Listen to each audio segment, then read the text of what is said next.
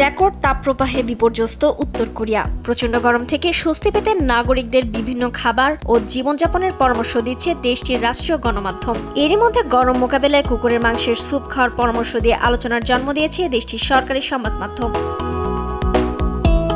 রাষ্ট্রীয় গণমাধ্যমের প্রতিবেদনে দাবি করা হয়েছে, ঐতিহ্যগতভাবে কুকুরের মাংসের স্যুপ গ্রীষ্মের তীব্র গরমে শরীরকে শক্তি যোগাতে সহায়তা করে। পাশাপাশি তরমুজ, শসা, মুগ ডাল, মাছের পরিচ, লাল শিমের পরিচ এবং জিনসেং সমৃদ্ধ মুরগির স্যুপ খাওয়ার পরামর্শ দেওয়া হয়েছে। উত্তর কোরিয়ার রাষ্ট্রীয় টেলিভিশনের তথ্য অনুযায়ী বৃহস্পতিবার দেশটির তাপমাত্রা 36.7 ডিগ্রি সেলসিয়াসে পৌঁছায়। আবহাওয়ার রেকর্ড সংরক্ষণ শুরুর পর এটিকে সর্বোচ্চ তাপমাত্রা হিসেবে উল্লেখ করা হয়েছে।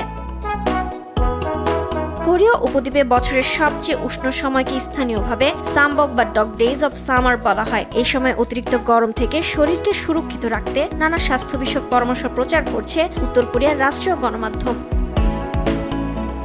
শাসক দলীয় সংবাদপত্র রোদং সিনমনে পিয়ংইয়ং জেনারেল হাসপাতালের এক চিকিৎসকের বরাত দিয়ে পুষ্টিকর খাবারের তালিকায় কুকুরের মাংসের স্যুপের কথা বলা হয়। পরে খাবার নিয়ে আলাদা প্রতিবেদন প্রকাশ করে সংবাদ মাধ্যমটি। সেখানে একটি পুরনো প্রবাদও তুলে ধরা হয়েছে, যেখানে গ্রীষ্মের সবচেয়ে উষ্ণ দিনে কুকুরের মাংসের স্যুপকে ওষুধের সঙ্গে তুলনা করা হয়। তবে শুধু এই খাবারে সীমাবদ্ধ থাকেনি রাষ্ট্রীয় প্রচারণা। জিনসেং, আঠালো চাল এবং খেজুর দিয়ে তৈরি ঐতিহ্যবাহী মুরগির স্যুপ সামগিয়েতাঙ্গর প্রশংসা করেছে দেশটির রাষ্ট্রীয় বার্তা। পিয়ংইয়ং বিভিন্ন রেস্তোরাঁয় গরমের মধ্যে এই খাবারের চাহিদা বেড়েছে বলে জানানো হয়েছে। গরম মোকাবেলায় পর্যাপ্ত পানি পান, সাঁতার এবং নিরাপদভাবে শরীর চর্চার পরামর্শ দেওয়া হচ্ছে নাগরিকদের।